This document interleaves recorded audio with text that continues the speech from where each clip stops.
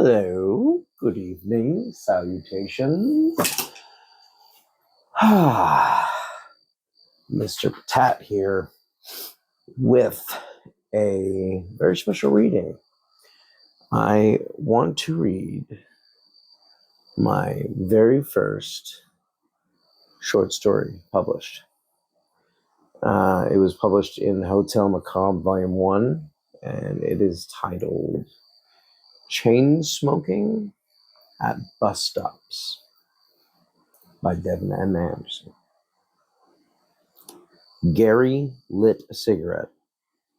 The man standing next to Gary wrinkled his nose and gave him a sideways glance. Gary lit another cigarette, now holding two in one hand. He took a slow drag from the cancerous twins. The smoke executed a surgical strike deep within the nasal passage of the stranger, engorging his ire.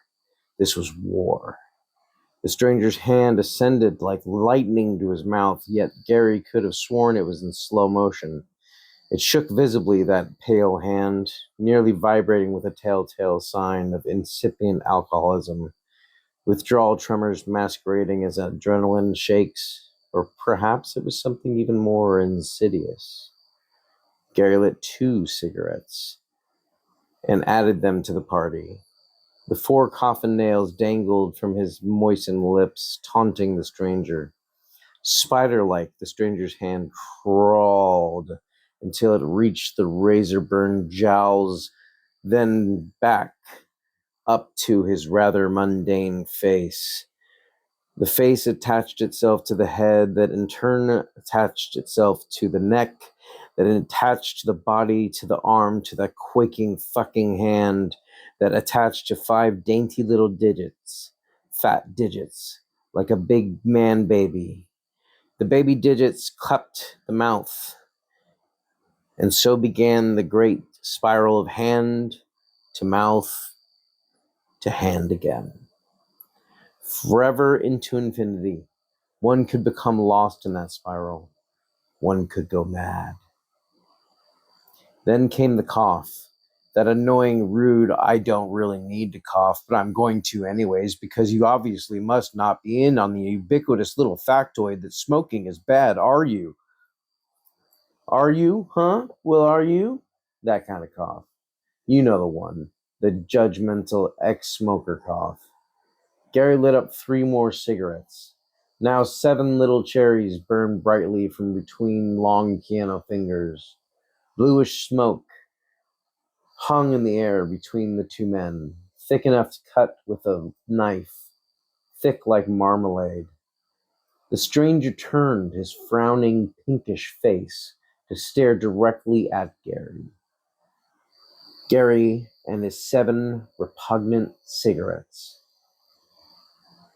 Gary lit up another 5 cigarettes.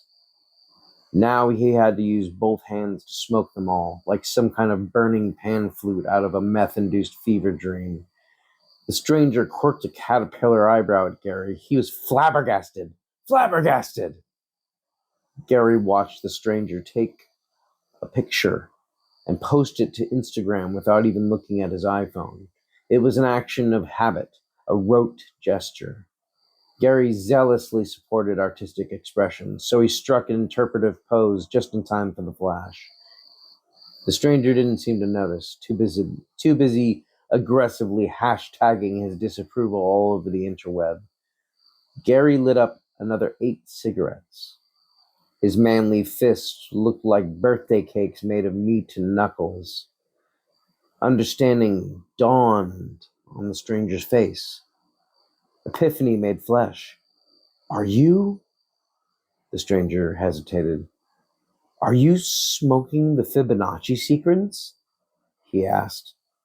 Gary turned once more to the stranger, and their eyes met. Tears of joy shimmered in the stranger's eyes. Tears of love.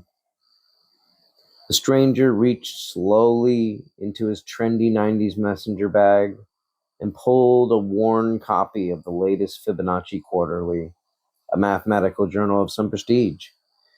The stranger's face stared back at Gary from the cover art. The resemblance was uncanny. It was too good to be true. It was the ghost of the great Leonardo of Pisa de Fibonacci.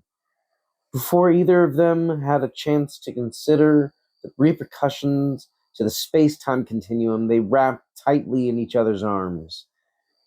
Cigarettes tumbled to the ground beneath their feet like smoldering confetti. It was an embrace written in the spiraling cosmos above and below. All at once they began to blur together as one spiraling swatch of pure carbon, oxygen, hydrogen, and nitrogen, energy in its purest, most effulgent expression, now perfected in the insanity of the cosmos. Gary dreamt of spirals as he ceased to be and became again into forever. Hope you guys enjoyed it. If you enjoyed this, check out the rest of this book because it's got some amazing authors in it, like serious pros. I was lucky to get into this, as you can tell by my silly story. But I like this story. It's a big math joke, and that just makes me happy. Anyways, tell me what you think in the comments. Let me know. Have a good night.